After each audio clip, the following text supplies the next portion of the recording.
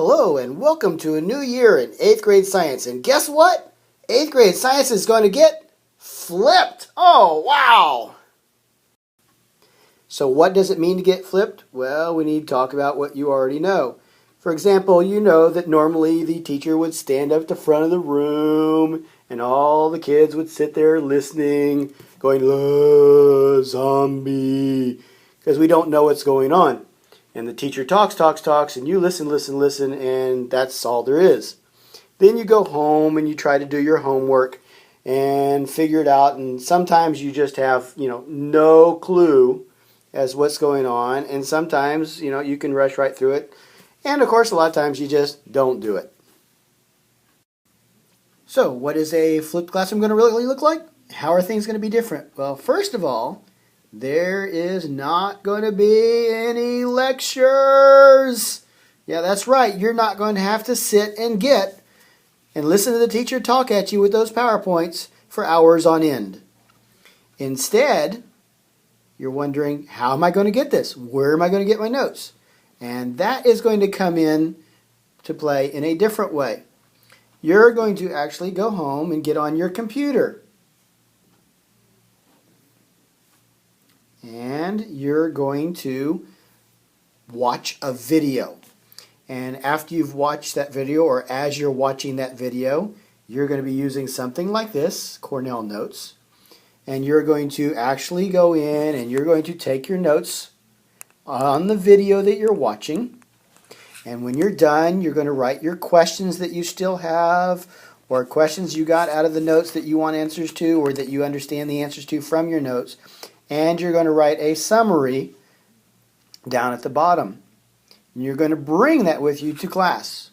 As you bring that with you to class, that's when the class is going to be doing something with those notes.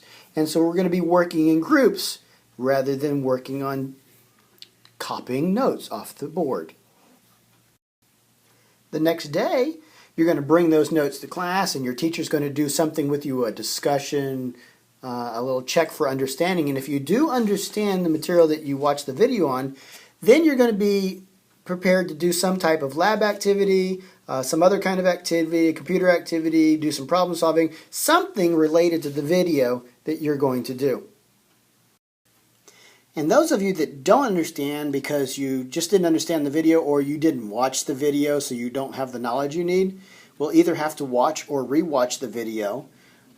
You will maybe have to have some small group instruction, or you might need to review the material in some more traditional manner of learning instructional activity. But once you've done all that, then you will be rechecked for understanding, and if you do finally understand, you will be allowed to proceed and join the groups that are working on the lab.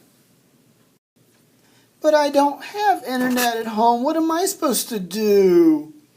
Well, that's not really a problem, because there are several options. First of all, you know that our library has computers in it, and all the school libraries do. Plus, there's the public library in which you can go and use their computers as well. And of course, there's always tutorials. All your teachers offer tutorials. They have computers or Spine Labs that they can put you in so that you could watch it there. The libraries actually have what's called a netbook. A netbook is a small computer that you can check out, and it has a device on it called Clear, which is actual internet access that's paid for by the district. If you have a smartphone, these videos are accessible on the smartphone. Whether you own one, or maybe you can borrow one from a friend at lunch and watch the video then and get your notes done. But, it's not really that big a deal, because your videos are always going to be less than 8 minutes. That's not that long. You can handle that. And you are going to be given several days in which to view the video and to take notes on the video before it's actually due in class. Well, that's the basics to a flipped classroom, so you're going to get with your science teacher. They may have more to show for you. But in the meantime, y'all have a great year. Take care, and good luck.